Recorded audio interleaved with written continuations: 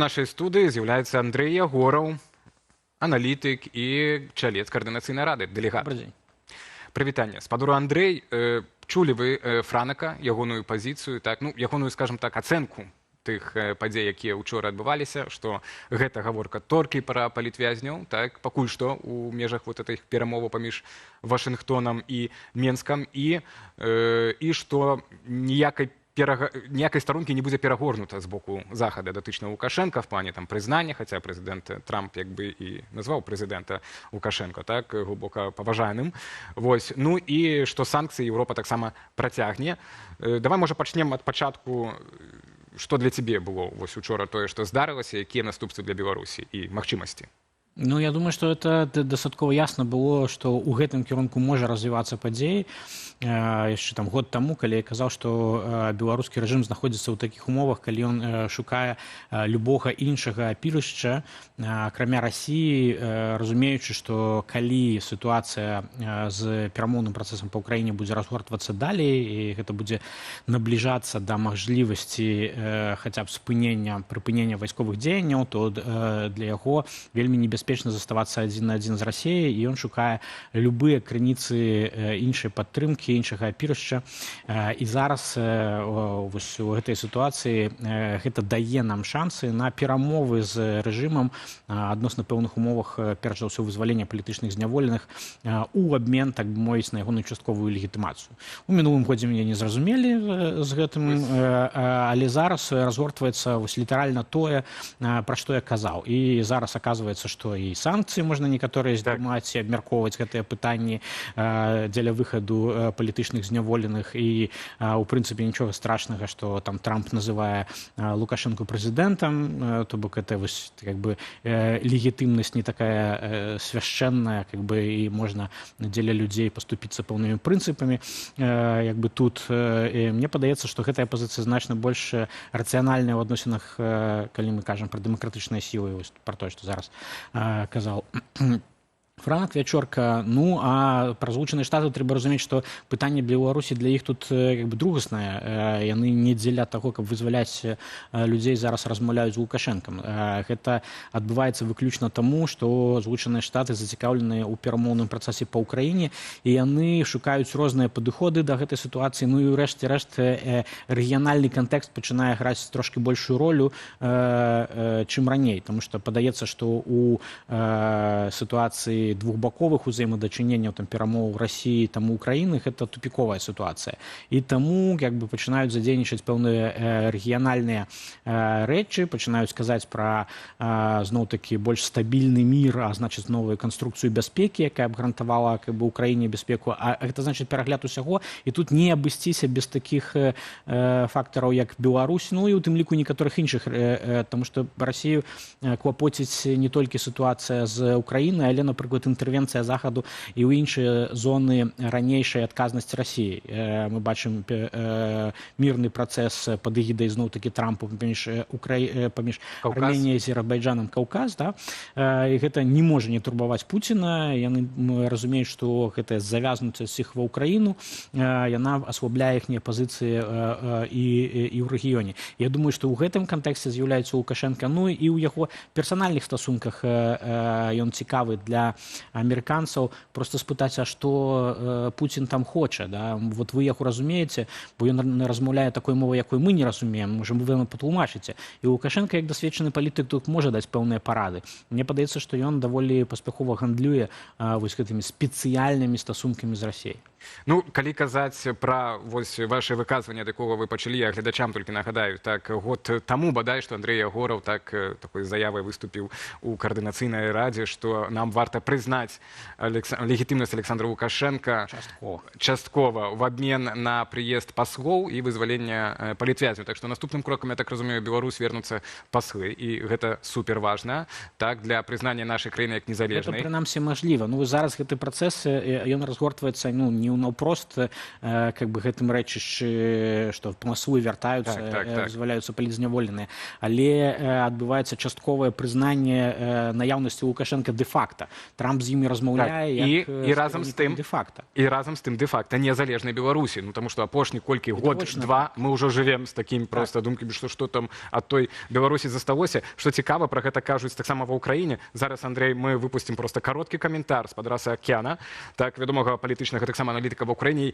як там пабачылі званок Трампа Лукашенку, калі ласка. Трамп зашел на задний двор Путина, пока тот уехал из дому, и с бифштексом пришел к его собаке. Погладил собаку, накормил собаку его и продемонстрировал тем самым, что Лукашенко далеко не в кармане у Путина. И, собственно, это не настолько преданный пес, и поводок у него гораздо длиннее, нежели Путин бы хотел. Ведь Трамп спокойно себе перепрыгнул через забор, прибежал, и этот пес хвостиком сразу же мило замотылял и с радостью бы ушел бы с новым хозяином, если бы такая возможность была.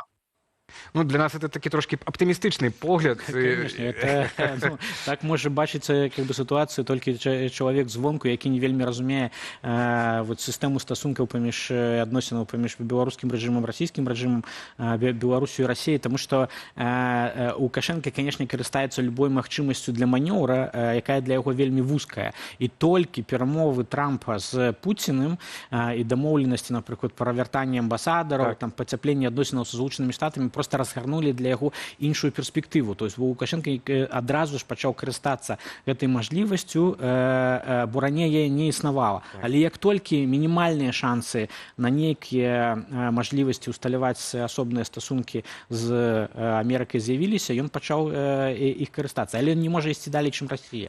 Вось как бы што тут прынцыпова, што гэтая прастора для манёвра, і, канешне, ён карыстаецца, і можа заўсёды казаць: ну, Володя, ну ты ж сам, ну так я ж как бы вот.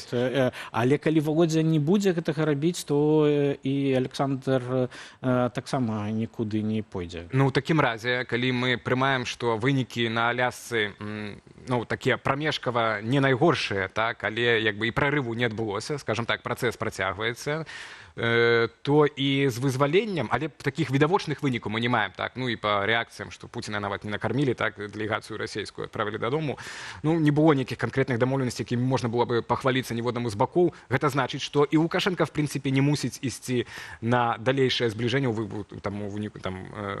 якасці вызвалення, так, вялікай колькасці палітвязняў, а пачакаць нейкіх наступных крокаў ад Пуціна.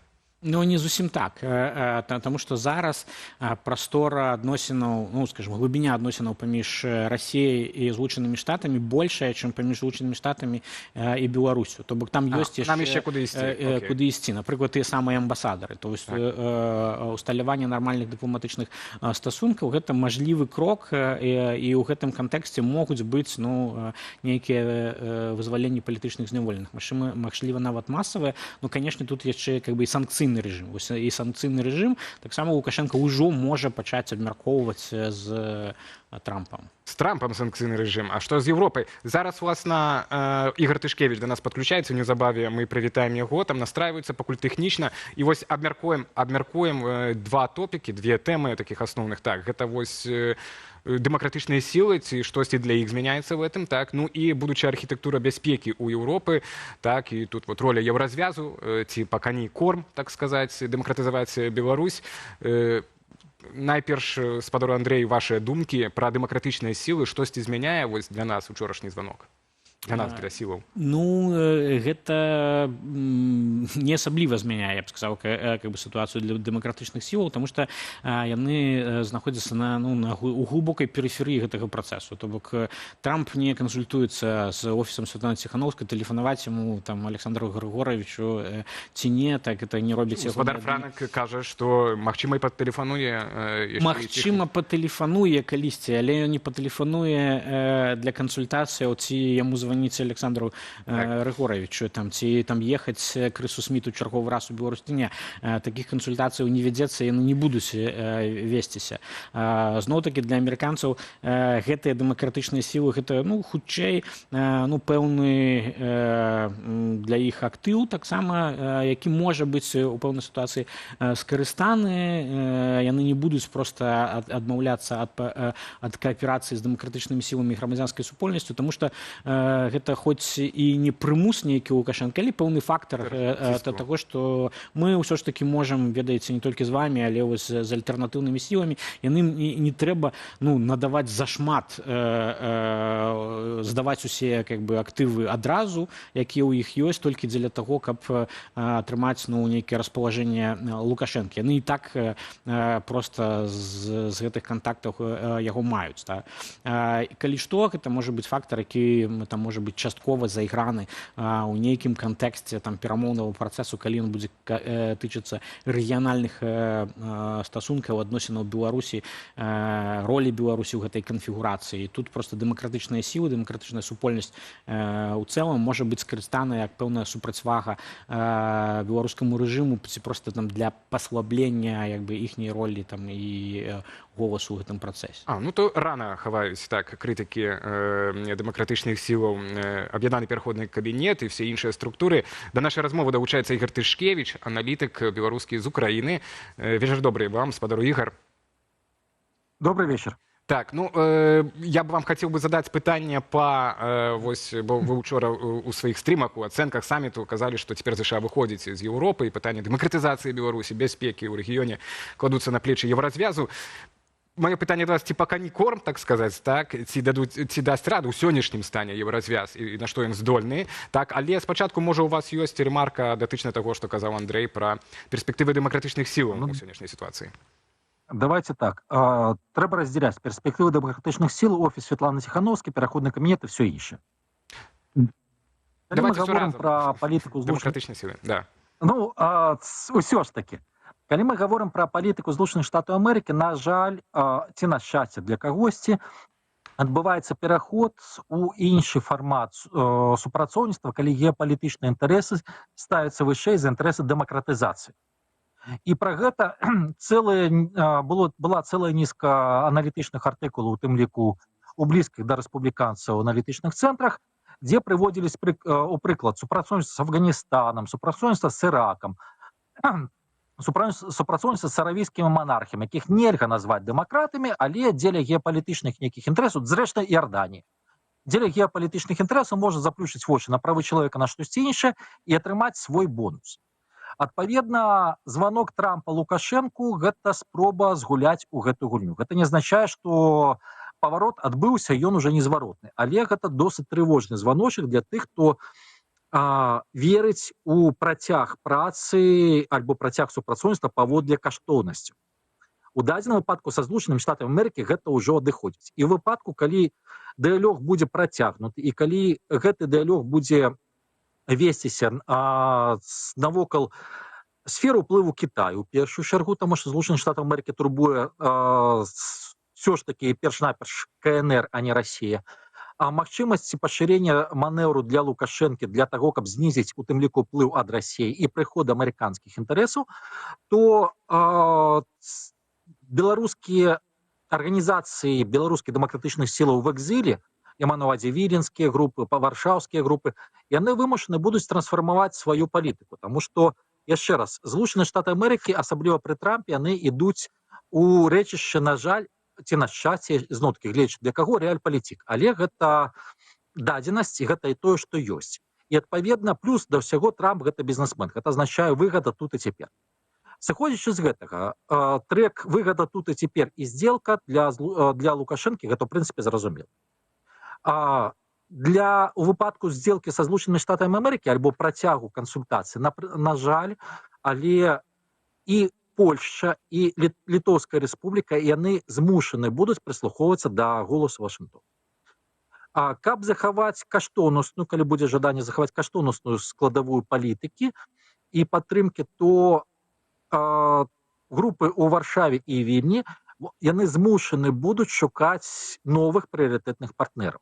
І новыя прыярытэтныя партнеры гэта краіны са старой Еўропы, тыя краіны, якія абмяркоўваюць тэзу аўтанамізацыі еўрапейскай палітыкі. У першую чаргу гэта Францыя, Нямецчына, Брытанія, якая няхай сёння не ўваходзіць у еўрапейскі звяз, выйшла з яго. Але гэта пытанне пераарыентацыі, у тым ліку ключавых партнерстваў, ключавых кантактаў і так далей. Таму гэта выклік для дэмакратычных сілаў. З пункту гледжання перспектыву самой Беларусі тут досыць цікавая сітуацыя, таму што калі браць мэты, якія ставяць Злучаныя Штаты Амерыкі, апроч атрымання выгады тут і цяпер, то калі гэтыя мэты укладаюцца ў стварэнне магчымасцяў для балансавання Рэспубліка Беларусь, незалежна ад таго, хто будзе пры ўладзе, уплыву Расіі, то з пункту гледжання нацыянальных інтарэсаў Беларусі гэта можа быць пазітыўна. Іншая справа, што калі ты заяўляеш, што ты ёсць частка палітычнага працэса, трэба камунікаваць гэтую тэму таксама. Я маю на ўвазе ў дадзеным выпадку не Лукашэнку, а ягоных апанентаў. Якраз так не з пункту гледжання сваёй уласнай будучыні, а з пункту гледжання нацыянальных інтарэсаў, што ёсць добра, што ёсць кепска. І для дарослага палітыка не мае праблемы ў тым, каб у нечым сказаць, што твой апанент, ну, прынамсі, рух твайго апанента альбо думкі твайго апанента ідуць у слушным накірунку. Гэта нармальна. Пры гэтым крытыкуючы падыходы, тактыку, гэтак далей. Таму гэта таксама вельмі моцны разлом, на жаль.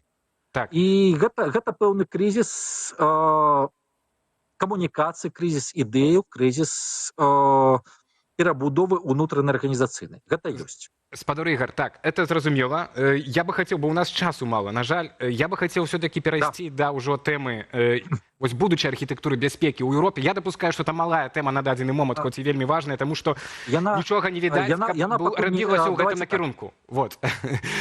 Ці штосьці ёсць? Пакуль яна, якая яна будзе, пакуль невядома, таму што роля НАТО, яна будзе зніжацца. Магчыма, не адразу, але пэўнай меры яна будзе зніжацца. Роля рэгіянальных кааліцый будзе павялічвацца. І тут рэгіянальная кааліцыя, з аднаго боку, гэта канцэпцыя міжмор'я, якую прасоўвае Польша, якая будзе, хутчэй за ўсё, атрымае падтрымку Вашынгтона, таму што гэта балансаванне ўплыву і Нямецчыны, і Расіі адначасова. І Беларусь можа быць упісанай альбо як праціўнік канцэпцыі міжмор'я, альбо як партнер, альбо як удзельнік. І тут гэта якраз таки тое, што трэба камунікаваць беларускім дэмакратычным сілам. Пра што трэба думаць, дарэчы, і Лукашэнку таксама, зрэшты. Другая рэч, гэта агульны накірунак, якім я ўжо згадваў, аўтанамізацыі еўрапейскай палітыкі. Гэта краіны старой Еўропы, якія зараз ўсё больш выступаюць з пункту гледжання таго, што знешняя палітыка Еўрапейскага Саюза мусіць быць адвязаная ад амерыканскага трэку знешняй палітыкі. І гэта таксама важны фактар, таму што з ім трэба лічыцца. І трэці фактар – гэта змена балансу сіл у рэгіёне, таму што з'яўляюцца новыя супердзяржавы. Тыповейшы прыклад – гэта Турэччына, для якой, дарэчы, нягледзячы на то, што супрацоўнічае з Расійскай Федэрацыяй, для якой украіне выгадна умоўная перамога Расійскай Федэрацыі ў вайне, таму што станам на сёння Турэччына ёсць дамінанта на паўднёвым Каўказе, і Турэччына дэ-факта ёсць дамінанта ў Чорным моры. Калі Расія выходзіць пераможцай у вайне, то гэтая канструкцыя разбураецца. І, адпаведна, турэцкія інтарэсы – гэта не толькі Чарнаморскі рэгіён і Каўказ. Турэччына зараз актыўна супрацоўнічае з краінамі Цэнтральнай Азіі. Турэччына мае гісторыю супрацоўніцтва з Лукашэнкам. І інтарэсы якраз прасоўвання, улічваючы геапалітычныя праекты Турэччыны, яны ёсць і на Беларусь, але ў будучым. Іншае пытанне, што, на жаль, беларускія дэмакратычныя сілы не камунікуюць ні з Турэччынай, ні з Азербайджанам. І гэта вельмі вялікая хіба, таму што калі ты не камунікуеш, калі ты не прадстаўляеш сваё бачанне, што пры змене ўлады у нас будзе нармальнае супрацоўніцтва, ты не можаш зацікавіць, і тут якраз пытанне не пра каштоўнасць, не пра дэмакратыю, тут пытанне, ты не можаш зацікавіць патэнцыйных партнераў, якія сёння даюць раду расійскаму ўплыву, якія сёння ставяць на месца Пуціна.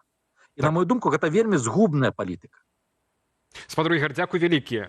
Дзякуй вялікі, што падключыліся трошку пазнаваты, таму менш часу мелі з вамі, але, спадзяюся, у панядзелак зможам яшчэ працягнуць, тым больш там зноў будуць сустрэчы. Зеленскі ў Вашынгтоне сустракаецца з Трампам. Дзякуй вялікі за размову. Дзякуй вам. Так, спадару Андрэй, то вось у працяг, можа, акурат гэтай тэмы.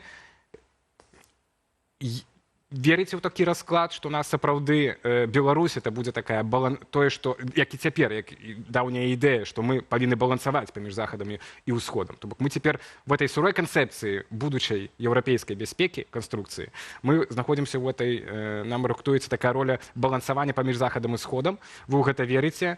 Ёсць для гэтага патэнцыял, ресурсы, як нас там можна заякарыць, скажем так, такім чынам адарваць, хоць трошки адсунуць ад Расіі. Ну, трэба трошки спусціцца з небесаў на зямлю. Неяк меў размову з высокім дыпламатам замежным адносна якраз вось гэтай канструкцыі рэгіянальнай бяспекі і там і бягучых праблемах, дзе ён з цікавасцю слухаў як бы пра вось гэтыя рэгіянальныя расклады, там ролю Беларусі, што гэта можа быць, а потым сказаў, што ну вы ведаеце, што вось калі паглядзець на стол, то нашая сітуацыя на вось тут, да, а праблемы рэгіянальнай бяспекі, як яны будуць там вырашацца, яны вось там, да. І таму мы але прынамсі ведаць, куды ісці, в якім накірунку? Вось зараз адбываецца, як мне падаецца, вось гэты зрух, калі ўпершыню пачулі у гэтых размовах Трампа і Пуціна, якія адбыліся, пра вось гэты рэгіянальны аспект, дзе стабільнасць там міру будучага яна залежыць ад новай канструкцыі гэтай бяспекі. І Расія неадначасова, Пуцін і нават Лукашенко заяўлялі пра то, што яны хочуць якраз перагляду вось гэтых адносінаў. Адна з прычын пачатку вайны афіцыйна. Афіцыйна, так. І яны сапраўды ў гэтым зацікаўлены, у нейкім новым балансе. Да? І сам Трамп у сусветнай палітыкі з'яўляецца тым чалавекам, які парушыў у пэўнай ступені той баланс, які існаваў. І сапраўды зараз яны усе как бы і геапалітычныя асноўныя сілы ад Кітаю, там, ну, еўрапейскага звязу і Злучаных Штатаў шукаюць новы баланс і как бы сваю ролю у гэтай канфігурацыі. Ну і адпаведна как бы рэгіянальныя краіны тут могуць набыць новае гучанне. Да? Мажліва там у такой канцэпцыі там міжмор'я скептычна да гэтага стаўлюся, але тым не менш нейкая аналаг, як мне падаецца, больш цікавы тут для абдумывання, гэта нешта накшталт Хельсінскага працэсу 2. І вось гэты хельсінскі працэс, новыя Хельсінкі, таму што відавочна адбыўся крызіс ці нават поўны развал, я б сказаў, як бы сістэмы, якая была гарантаваная хельсінскімі пагадненнямі АБСЕ, і зараз час пераглядаць. І вось тут можна не чакаць, пакуль вось вялікія дзядзькі, там, как бы Пуцін з Трампам, там, Зяленскім і развязам дамовяцца пра штосьці, каб даць старт гэтаму працэсу, як калісьці гэта было, калі дамовіліся американский президент с советским генсеком. Ну, это ранее. 72-й. Брежнев и Никсон, здаецца. Тады дамовіліся. І тут гэта можа выглядаць у пэўным сэнсе так, але тут час для такіх краінаў, як Польша, Літва, Вышэградская група, краіны Балтыйскага мора ініцыяваць самастойна некаторыя працэсы загадзя, думаць прынамсі пра тое, што можа быць. І тут вось у гэтай канфігурацыі Беларусь можа граць сваю ролю. Ты мечтаеш, Словакія цяпер яшчэ так захоўвае блізкія нават адносіны. Тут шмат магчымасцяў з'яўляецца, у тым ліку нават з'яўляецца мажлівасць зайграць вось гэтых дзіўных лідараў кшталту Орбана, Фіцо, якія маюць значна лепшыя адносіны з людзьмі кшталту Аліева і Лукашенка.